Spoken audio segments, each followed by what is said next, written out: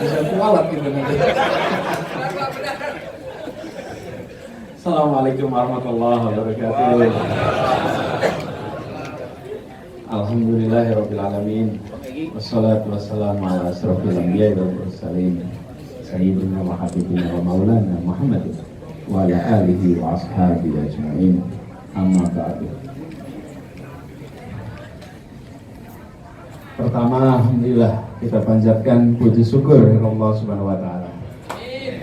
Malam hari ini menjadi malam istimewa bagi kita semua di sini. Dan bagi saya khususnya, alhamdulillah, karena rumah dinas gubernur untuk pertama kalinya dipakai oleh kami.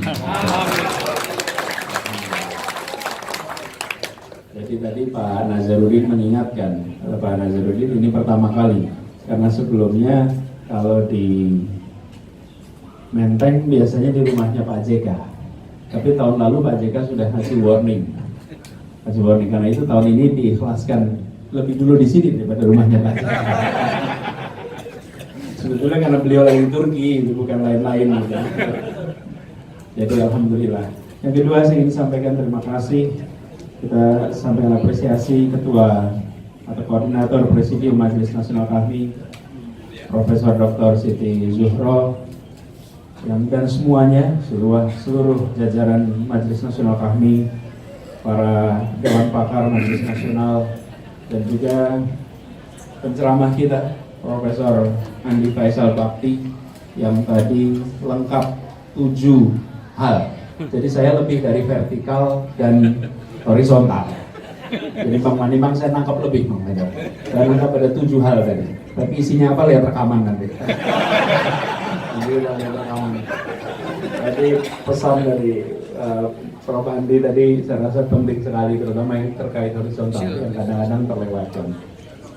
Yang terhormat di sini banyak sekali senior-senior kita, kalau disebut satu-satu cukup panjang, Pak Jafar Hafsah, di sini ada Bang Surya Dharma, Pak Ismail, Bang Egi, semuanya kalau disebut satu-satu panjang. Dan ketua tadi disebutnya Bang KY ya, Ketua Komisi Yudisial Bang Aidil, dan juga hadir Bang Hamdan Zulfadi pojok sana.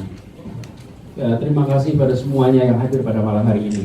Tadi saya sebelum kesini saya cek berapa jumlah yang hadir. Menurut catatan yang tercatat 728. Jadi Masya Allah yang hadir banyak.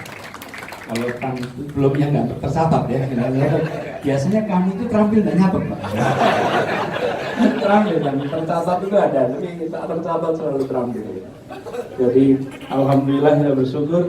Dan ini memang adalah forum silaturahmi yang sangat egaliter.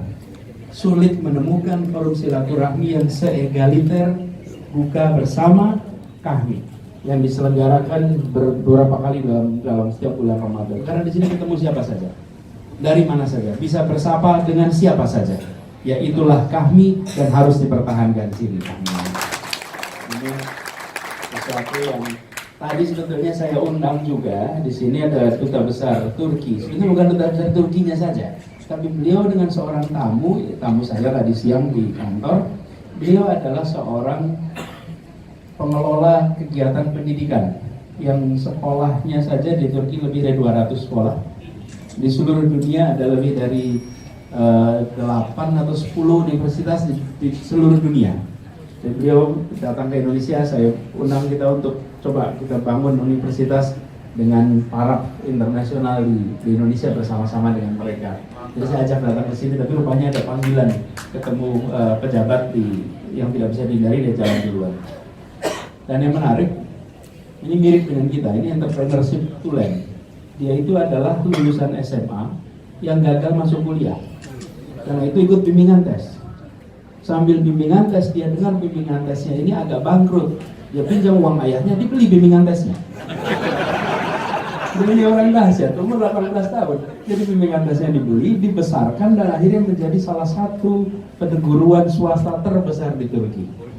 Jadi nama singkatannya BAU, bahasa Turkinya agak susah nyebutnya. Tapi bahasa Indonesia-nya kurang enak singkatannya, BAU. Gitu. Karena itu saya nggak, ya, sebutnya BAU aja lah, jangan dipanjangkan gitu. Ini salah satu contoh. Saya ajak ke sini, saya katakan nanti malam akan ada iftar dengan orang-orang yang mendapatkan manfaat pendidikan dan bisa memberikan manfaat pada begitu banyak masyarakat karena mereka diangkat lewat pendidikan. Kami adalah orang-orang yang diangkat lewat pendidikan. Karena syaratnya untuk kami harus kuliah dulu. Soal lulus apa tidak soal lain.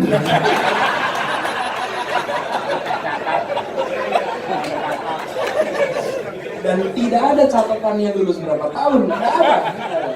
Biasanya makin panjang lulusnya makin terampil organisasinya.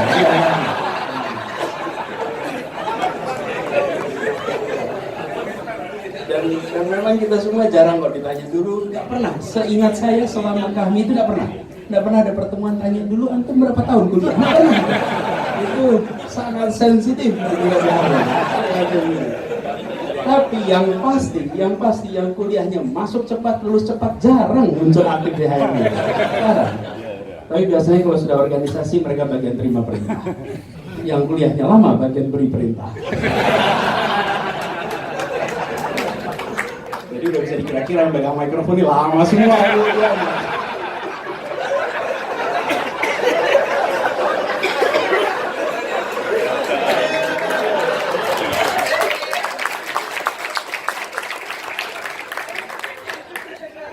Jadi, iya, ini begitu nyebut lama kuliah mah agak sensitif. Tapi alhamdulillah, ini satu ciri yang pasti. Kita ini meskipun lama kuliah, itu bukan apa-apa. Kita menikmati belajar. Kita menikmati belajar, karena itu tidak ingin segera lepas dari proses pembelajaran. Bahkan pertemuan tadi pun, kalau kita pertemuan sekarang kita ini pembelajaran. Semua satu-satu datang dan menyampaikan, dan kita semua di sini ambil hikmahnya. Saya rasa terjaga semangat itu. Jadi alhamdulillah malam hari ini saya bersyukur sekali, dan teman-teman semua, kakak-kakak, adik-adik, abang, dan hari ini memang juga bersejarah karena berkumpul di sini ya kami ya Forhati, dan belum pernah dalam sejarah kami Forhati dua ketua perempuan. Harus ada. Teman-teman silahkan daftar Forhati kalau boleh. Saya bilang tadi sama Kak Hanifah, saya nggak mungkin daftar Forhati, tapi pertama kali kita punya dua perempuan, dan ini contoh organisasi-organisasi lain. Kami telah mendahului dengan Mbak Siti Zuhro menjadi ketua koordinator kami. Bapak Ibu Saudara sekalian, kalau bicara di sini saya ingin sampaikan sedikit mengenai Jakarta yang mudah-mudahan bisa menjadi bahan renungan dari kita. Masalah di Jakarta ini luar biasa banyak. Kalau dibilang PR-nya banyak sekali. Urusannya banyak, besar. Besar kecil itu ada ukurannya. Kalau berat ringan soal perasaan. Kita bisa anggap itu ringan, bisa anggap itu berat. Tapi kalau besar, urusannya agak banyak. Dan apapun, alhamdulillah, apapun bukan hanya perspektif teknokratik, tapi sering juga dilihat dalam perspektif politis. Karena itu selain teknokratik juga harus kerja mau tidak mau, harus mengantisipasi aspek politiknya juga. Nah, apa yang menjadi masalah terbesar di kota ini seringkali kita sebut sebagai masalah macet, masalah banjir. Itu adalah masalah besar di kota ini. Tapi kalau kita tanya pada masyarakat yang senyatanya di luar sana, apa sesungguhnya masalah terbesar, maka akan menyebut masalah terbesar di Jakarta adalah lapangan kerja, adalah kemiskinan, ketimpangan. Itu masalah terbesar yang dihadapi kota ini. Di kota ini semua yang dijanjikan Republik dituliskan. Kita berjanji untuk mencerdaskan, kita berjanji untuk memajukan kesejahteraan umum, kita berjanji untuk melindungi, dan kita berjanji menjadi bagian dari dunia. Itu dijanjikan. Tapi kalau kita lihat kenyataannya di Jakarta, di kira-kira 3 km dari Monas, di situ tempat kemiskinan paling ekstrim di Republik ini. Kupat miskin istilahnya, kampung padat, kumuh padat miskin, kupat miskin, yang tanpa MCK. Diperkirakan di Jakarta lebih dari 500.000 penduduk tidak memiliki MCK. Diperkirakan 3 juta penduduk di kota ini penghasilannya di bawah 1 juta rupiah. 3 juta penduduk, yaitu 30% dari penduduk kota ini non-muslim. Dan kita semua tahu apa makna 1 juta rupiah di ibu kota. Kita tahu persis. Dan itu semua lokasinya tidak jauh. Kita mengatakan mencerdaskan kehidupan bangsa, dan di ibu kota ini, jalan ke utara, di Jakarta Utara, separuh siswa yang masuk SD kelas 1 tidak pernah lulus SMA kelas 3. Separuh. Yang selesai hanya 52%. 48% tidak pernah masuk dan lulus SMA. Di Jakarta Barat sama. Seluruh DKI total sepertiga anak kita tidak pernah menyelesaikan SMA. Ini bukan Papua. Ini bukan pedalaman Sulawesi. Ini bukan pedalaman Kalimantan. Ini ibu kota. Ini ibu kota. Dan di Jakarta ini 4 juta penduduknya tidak punya akses air bersih. Tidak punya. Padahal tanpa air bersih tidak mungkin hidup sehat. Tidak mungkin. Dan tanpa air bersih itu membuat menjadi orang miskin di Jakarta lebih mahal daripada menjadi orang makmur di Jakarta. Kenapa lebih mahal? Airnya per bulan mereka bisa harus bayar 600.000 rupiah. Sementara kita yang rumah-rumah langganan paling 120 ribuan rupiah per bulan. Mereka 600.000 rupiah. Kenapa? Belinya jerigenan. Kemudian listrik. Ini kita lihat di satu bohlam ini, nggak tahu berapa lampu ini, satu gantungan ini. Mereka ambil listrik 3 bohlam, biayanya bisa 50.000 rupiah per bulan. 50.000 rupiah. 50.000 rupiah itu murah, tapi kalau 3 bohlam mahal. Dan kalau kita di sini bayarnya mungkin mahal, tapi jumlahnya ya kulkas, ya AC, ya TV, ya ini semua. Jadi misalnya, it is more expensive being a poor family than being a wealthy family di Jakarta ini. Tapi mereka suaranya tak terdengar, mereka suaranya tak terlihat. Kenapa? Mereka tidak ada di sosial media. Mereka tidak didengar oleh media-media. Wartawan-wartawan yang menemani saya kampanye semuanya bilang, baru pertama kali lihat ada kampung seperti ini. Saya bilang, where have you been? Selama ini di mana? Kita juga termasuk di mana? Saya menyadari masalah ini justru karena dibawa pada saat proses kampanye. Proses kampanye kemarin menyadarkan kenyataan yang tertutup di kota ini. Dan kita bicara infrastruktur, sekalian infrastruktur. Masya Allah, infrastruktur kita bangun LRT hebat sekali. Pemprov DKI dah, nggak usah bangun yang lain. Pemprov DKI bangun nih di Kelapa Gading, 6,7 triliun. Harganya, panjangnya 6 km. Jadi 1 km kira-kira 1,1 triliun rupiah. Bayangkan kalau itu jadi pipa air bersih untuk 40% penduduk DKI. Bayangkan kalau itu jadi tempat untuk kesehatan bagi warga. Wih, dahsyat. Tapi yang dapat LRT. LRT kita di luar sana 500 miliar per kilometer. Per kilometer. Itu kan elevated. Kalau tidak elevated mungkin 1 miliar. Terus kalian anggaran DKI 77 triliun, 74 triliun. Dan tantangan kita adalah selama ini prioritasnya adalah memberikan fasilitas pada kelompok yang sudah makmur. Kemarin yang berjuang adalah mereka yang di bawah. Kemarin yang berjuang adalah mereka yang ingin mendapatkan porsi lebih adil. Karena itu target kita menghadirkan keadilan bagi mereka. Sekarang bergeser. Yang besar biar terus besar. Tidak perlu dikecilkan. Tapi yang kecil harus dibesarkan. Karena yang kecil sudah terlalu lama dibesarkan. Nah, sekarang karena itu, dan alhamdulillah untungnya kemarin pada masa perjuangan kemarin, semua yang berjuang ini, seluruhnya kita semua yang terlibat dalam perjuangan, semuanya datang dengan iuran. Iuran semuanya. Ya iuran pikiran, iuran tenaga, iuran, semuanya iuran harta, iuran semuanya. Dan alhamdulillah yang besar-besar tidak ikut iuran di tempat ini. Salah perhitungan rupanya. Tapi artinya ini menjadi amanat. Saya dapat tugas di depan, tapi ini adalah amanat yang diemban pada kita semua. Karena kita diberikan amanat untuk mengembalikan tujuan utama bernegara yang diproklamasikan di tempat ini. Kalau dihitung jarak dari sini mungkin hanya 2 km tempat proklamasi itu dikumandangkan dari tempat kita berkumpul. dan kita berkewajiban melunasi.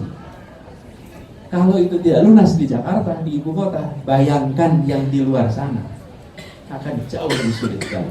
Saya rasa ini tantangan terbesar dan kita berusaha sekali untuk menggeser. Ini bukan sesuatu yang sederhana karena ini bukan perubahan dalam artian retorik, tapi yang harus diterjemahkan dalam bentuk kerja teknokratik pada perencanaan pembangunan yang benar, kemudian pada pelaksanaan pembangunan yang benar. Jadi ini saya membayangkan seperti naik kapal tanker yang panjangnya 1 kilometer. Kalau mengubah arah itu harus memutar kemudi berpuluh-puluh kali. Baru pada kilometer ke-7 mungkin nampak itu geser. Sebelum itu akan belum nampak kelihatan. Kalau mau naik speedboat, maka atraksi politik diperbanyak. Atraksi politik itu akan kelihatan seperti ada perubahan. Tapi tunggu kilometer ke-7 yang akan muncul perubahan itu. Kita rasanya sedang menyaksikan hari ini di Republik ini, bukan? Nah ini sensitif nanti. Jadi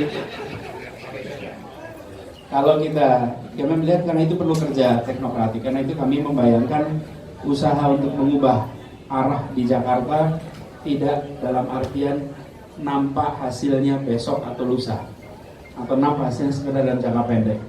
Karena seperti contoh, kita membereskan soal air bersih saja, apakah akan muncul besok efeknya? Belum, karena nanti akan munculnya dalam jumlah orang sakit menurun setelah sekian waktu. Jadi efeknya itu akan panjang, itu kebutuhan dasar. Saya setuju bahwa pembangunan membutuhkan infrastruktur keras, tapi saya khawatir infrastruktur keras yang kita pikirkan adalah infrastruktur transportasi, infrastruktur konektivitas. Padahal dibutuhkan infrastruktur dasar keluarga. Mulai 2009 di Indonesia lebih banyak orang tinggal di kota daripada di desa. Dan infrastruktur kota kita ini belum tumbuh berkembang. Kami semua ini para perencana kota yang bekerja di kota, pemerintah kota berpikirnya seperti kita masih tinggal di pedesaan. Di pedesaan itu perlu air, tinggal gali sumur. Di mana? Di halaman rumahnya. Perlu membuang sampah, tinggal gali lubang di sekitar rumahnya. Selesai air dipakai, tinggal buat lubang, airnya dimasukkan ke tanah, selesai. Di sini nggak mungkin. Kepadatannya tidak mungkin kita melakukan itu semua. Mindsetnya harus berubah. Karena itu harus dibangun infrastruktur kota. Sayangnya yang sering dibangun infrastrukturnya transportasi. Bukan itu tidak penting, itu penting. Di Jakarta harus diselesaikan juga. Tapi kami melihat salah satu masalah mendasar adalah ketimpangan ini dengan kebutuhan dasar yang harganya mahal. Karena itu kita berencana juga menyiapkan rumah. Di Jakarta ini salah satu masalah terbesar adalah rumah. Terus sekalian, believe it or not, separuh penduduk DKI adalah kontrak. Ini yang kami masih pada kontrak nggak nih?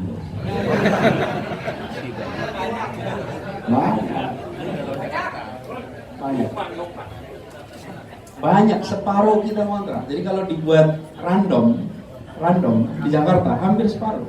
Angkanya persisnya 46 lebih persen penduduk DKI adalah orang yang mengontrak. Kontraktor.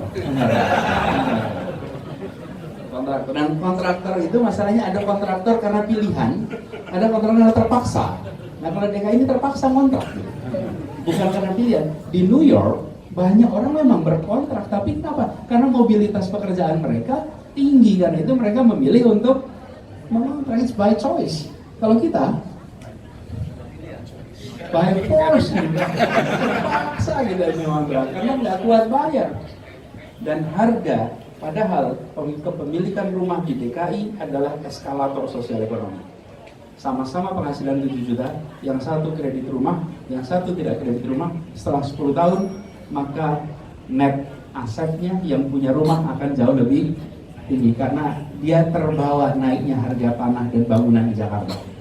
Yang tidak punya rumah tidak ikut terbawa oleh naiknya tanah bangunan karena nggak punya.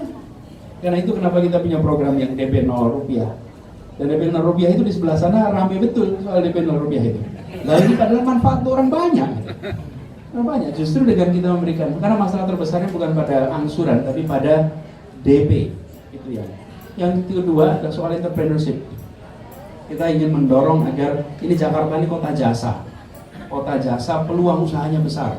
Entrepreneur harus tumbuhkan, dan itu artinya mampu berusaha sekaligus kebijakan pemerintahnya berpihak kepada yang kecil. Saya beri contoh, kita ini membuka jalan Sudirman Tamrin untuk motor. Waktu itu ramai sekali. Kenapa kita buka jalan Sudirman Tamrin? Karena setiap hari di jalan Sudirman Tamrin ada pengantaran dengan ojek, jumlahnya 480.000 pengantaran. Saya ulang, 480.000 pengantaran per hari. Yang diantar apa? Makanan kecil, pesanan makanan, pesanan minuman, pesanan gadget, pesanan. Itu siapa? Usaha kecil semuanya. Kalau itu diputus, mereka nggak bisa masuk, artinya negara menghalangi pusat bisnis menjadi penggerak perekonomian lingkungan. Kita ubah.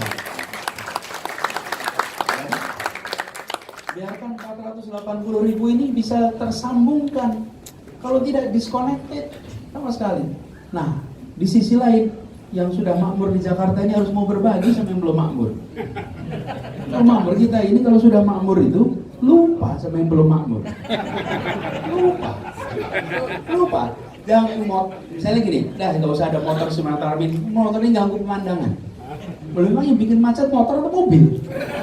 Ya dua-duanya lah, gitu. Tapi pengemudi mobil ini seakan-akan kalau motor janganlah, mobil saja. Lihat ada jualan pinggir jalan di foto, diviralkan. Lihat nih, pinggir jalan dipakai untuk dagang. Padahal di belakang mereka ini kenyataannya. Di depannya ada orang dagang, di foto. Belakangnya ada gedung. Yang di depan melanggar aturan karena dia berjualan di tempat yang tidak seharusnya. Yang belakangnya gedung tinggi menyedot air dari kedalaman 200 meter. Dia melanggar perda juga. Yang di depan pedagang kecil itu melanggar karena kebutuhan. Yang gedung tinggi menyedot air melanggar karena keserakahan. Nah, tapi yang kita lihat pelanggaran yang di depan. Saya sampai panggil Satpol PP itu, saya kumpulin Satpol PP. Tidak ada kalian yang asalnya rumahnya dari Menteng. Tidak ada Satpol PP di Pondok Indah, tidak ada. Ini saya bilang begini memang, Satpol PP ini semua ada orang kecil. Konsekuensinya apa? Anda semua hanya tahu pelanggaran rakyat kecil. Lihat pelanggaran yang gede-gede itu. Jangan hanya tertibkan yang kecil, yang besar juga harus ditertibkan. Kalau tepuk tangan keras masih kecil artinya. Nggak apa-apa, kan kita membesarkan yang kecil. Kita ini ingin agar fair, adil. Jangan hanya Jakarta itu seakan-akan miliknya orang makmur saja, bukan. Ini milik semuanya. Dan yang sudah makmur itu lupa. Seakan-akan dulu datang ke Jakarta sudah kaya. Tidaklah. Kita numpang, betul nggak? Numpang. Naik bisnya juga gak jelas gitu ya. Tadi makannya teratur, seminggu makan seminggu tidak gitu. Kita semua punya sejarah di kota ini berjuang. Tapi sesudah makmur itu seakan-akan kota ini milik kami. Saya sering merasakan itu, refleksi aja ini. Kalau pas lagi ada acara, bisa acara kita biasa foto-foto ya. Bisa acara foto-foto kita. Ayo Pak Anies kita foto bareng-bareng. Nanti sesudah foto-foto itu selalu ada yang bilang, udah Pak Anies capek, udah capek. Saya perhatikan yang bilang capek ini udah selfie pasti.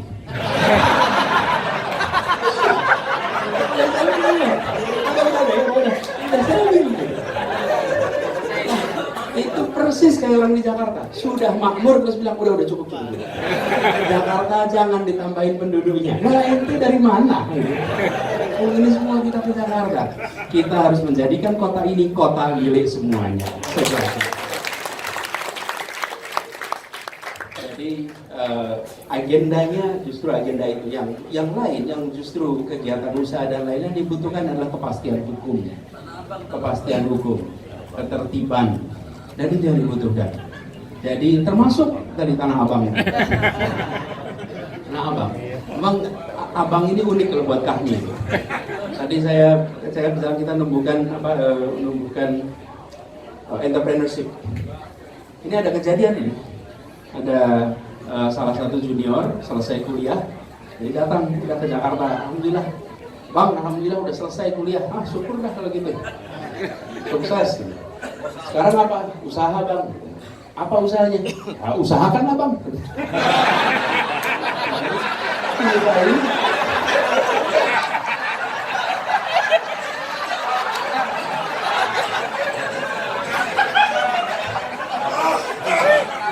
Pokoknya kalau kami itu terampil betul lah. Saya udah usaha bang. Apa usahanya? Usahakan abang.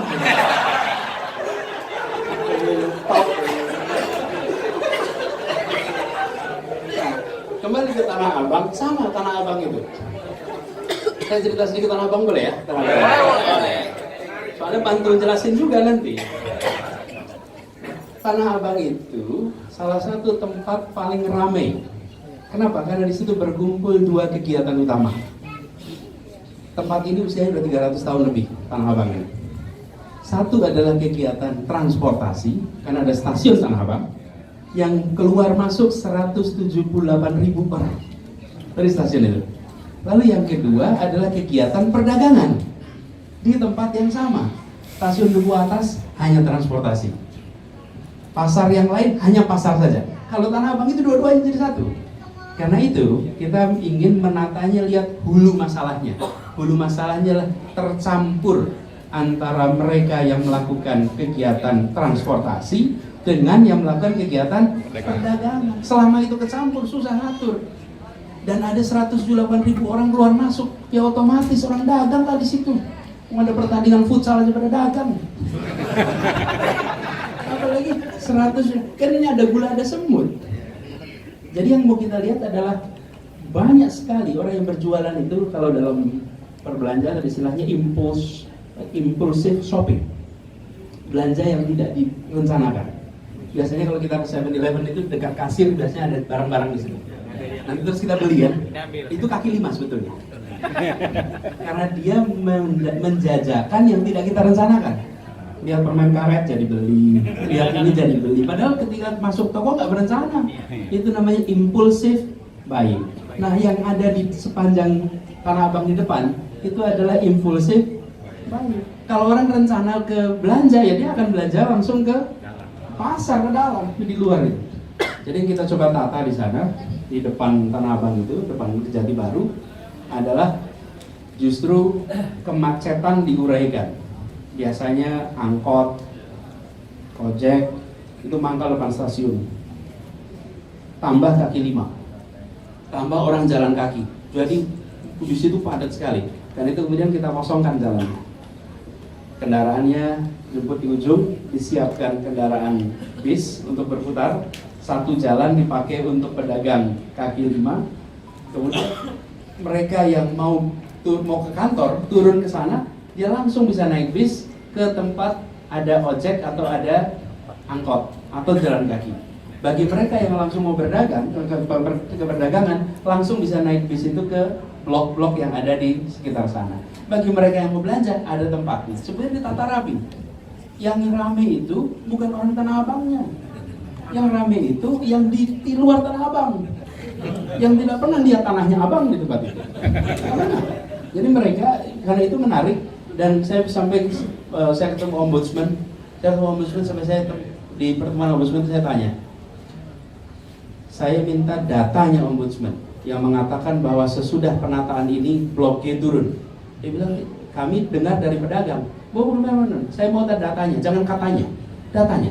Dan tidak ada data itu. Kalau kami malah ada datanya membuktikan bahwa sejak 2014 Blok G itu turun 90%. Jadi sudah rendah. Tapi ombudsman ini memang agak ramai. Dan memang di Jakarta ini kalau mau ramai kritik gubernur. Itu pasti bisa dapat space. Dan kita sudah sampaikan akhirnya ombudsman menerima apa yang menjadi argumen kita.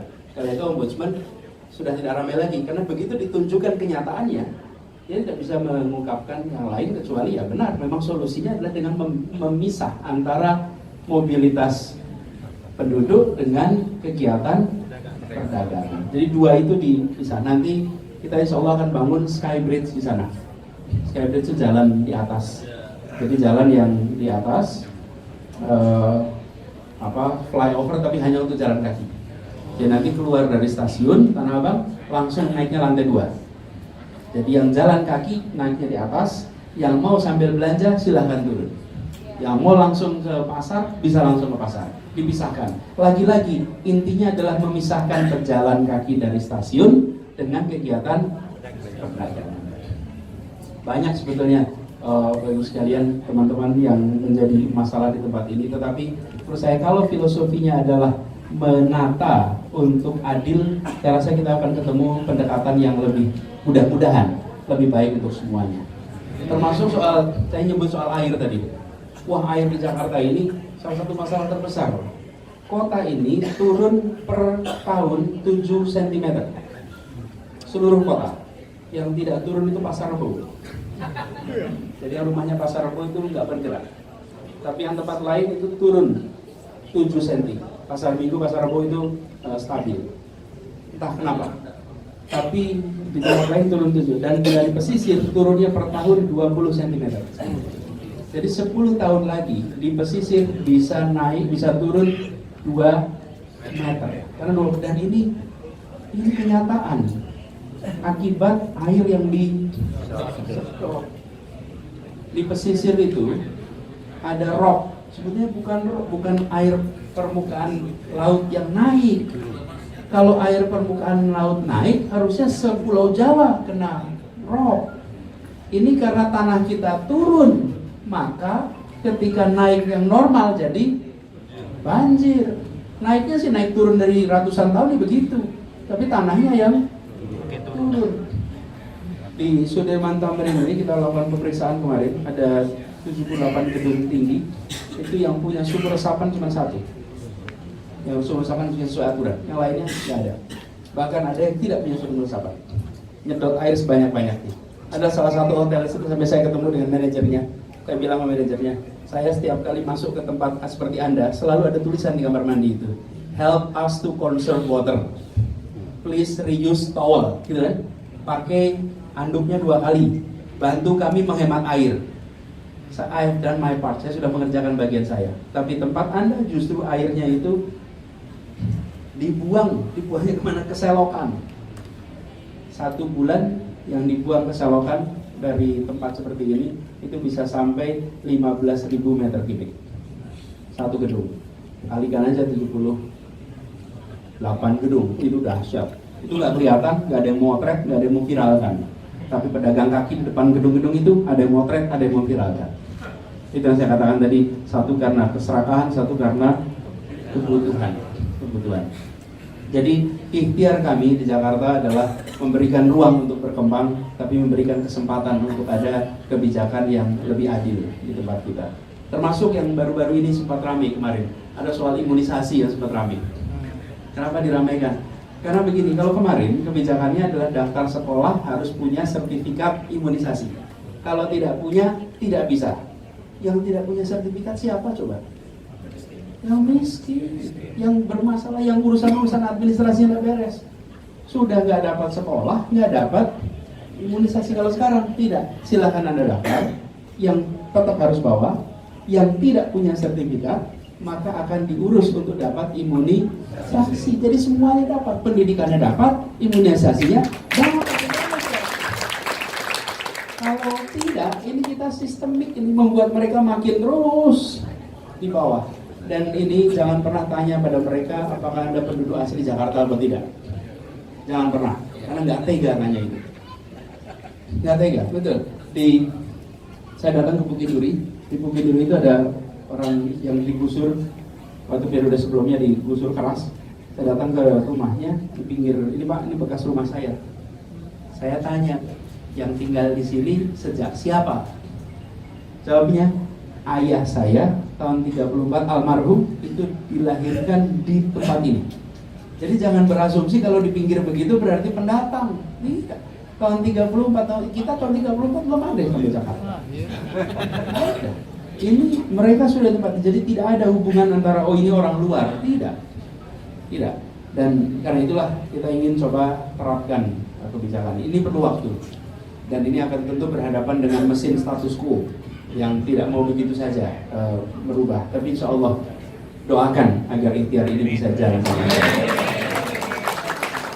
Nah, jadi soal teknokratik dan lain-lain. Kemudian Bismillah nanti insya Allah kalau ini kita bisa jalankan dengan baik, mudah-mudahan Jakarta berubah. Dan kalau Jakarta terasa lebih adil, mudah-mudahan punya efek juga pada tempat-tempat yang lain. Dan ini bagian dari perjuangan yang semua, dan karena itu kami merasa yang dibebankan pada pundak saya dan Sandi itu lebih dari sekedar soal pemenangan. Ini adalah soal menjalankan amanat untuk bisa adil. Mudah-mudahan kita didekatkan dengan ikhlas, didekatkan dengan adil, dan insya Allah bisa menuntaskan ini dengan sebaik-baiknya. Dan tidak kalah penting, bagaimanapun juga bawa nama Kahmi, bagaimanapun juga. Karena kita menurut catatan mungkin ini selama ini belum ada yang alumni HMI tugas di Gubernur DKI. Karena itu baru pertama kali. Sebelumnya biasanya Akademi Militer, belum ada yang di kampus, Pak.